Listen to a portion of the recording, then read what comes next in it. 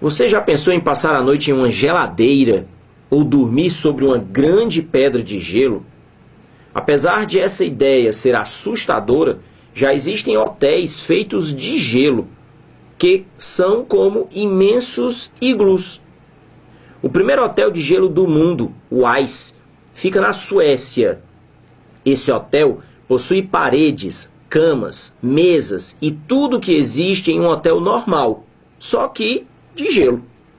Não há como não se impressionar. A inusitada construção é branca, transparente e costuma durar apenas o período do inverno, porque depois o gelo derrete. Numa noite, verificou-se que a temperatura externa era muito mais baixa que a temperatura do interior do Hotel Ice. A diferença de temperatura entre o interior do hotel e seu exterior se deve ao fato de o gelo apresentar um valor baixo para o calor específico, a capacidade térmica, o coeficiente de atrito, o coeficiente de dilatação térmica ou a constante de condutibilidade térmica.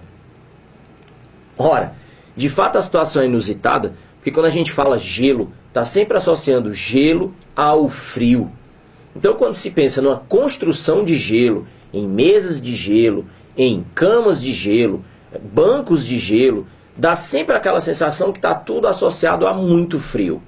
Agora, é uma constatação que na construção de gelo se consegue manter uma temperatura mais amena, ou seja, mais quentinha, mais agradável, mais confortável termicamente, do que do lado de fora. Então está falando de uma região extremamente fria. Ou seja, consegue-se manter uma diferença de temperatura, consegue-se reter o calor no interior da construção, que de fato, certamente, tem aquecedores, certamente tem fontes de calor para que as pessoas consigam ter algum conforto. O que acontece?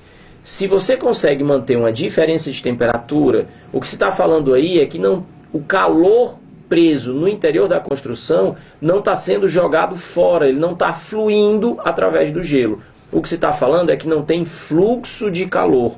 Então, quando se tem uma diferença de temperatura, é espontâneo o fluxo de calor de onde está mais quente para onde está mais frio. Se na construção de gelo consegue se manter o ambiente aquecido em detrimento da parte lá de fora que está mais fria, isso significa dizer que o calor não sai. Então o calor não flui através das paredes. E isso já denuncia a resposta correta. É a propriedade que o gelo tem de ser um mau condutor de calor. Presta bem atenção no que a gente está dizendo. O gelo é frio, mas é um mau condutor de calor. Então, a transmissão de calor molécula a molécula entre as moléculas do gelo não é eficiente. Então, isso faz com que haja um baixo fluxo de calor. Então, a gente diz que o gelo, apesar de estar sempre frio, ele apresenta uma baixa condutibilidade térmica. O texto faz referência aos iglus. Quando se constrói iglus, é costume acender fogueira dentro do iglu para manter o ambiente aquecido. Você só precisa tomar o cuidado de, por conta de haver ar dentro do iglu, então você ter correntes de convecção e aí a tendência é aquele calor a ir para a parte mais alta do iglu e para o topo. E aí vale lembrar apenas uma experiência. Não sei se você já brincou com vela e não sei se você já brincou com apagar a vela com os dedos, né? Tem sempre aquele truque. Você coloca um pouquinho de saliva na ponta dos dedos, porque a água da saliva é que vai proteger seus dedos, né? Então, você usa aquela água para apagar o fogo. Agora, tem uma coisa que ninguém consegue brincar. É você ter uma vela acesa e colocar e manter a palma da mão sobre a chama da vela.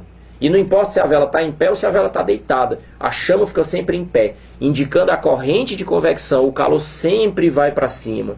Nessa condição, existe uma região de superaquecimento. Então você pode até deixar um buraquinho no iglu para que aquele ar quente consiga sair. Mas o calor retido no ar, na atmosfera do interior do iglu, não consegue atravessar as paredes. Exatamente porque o gelo é um mau condutor de calor.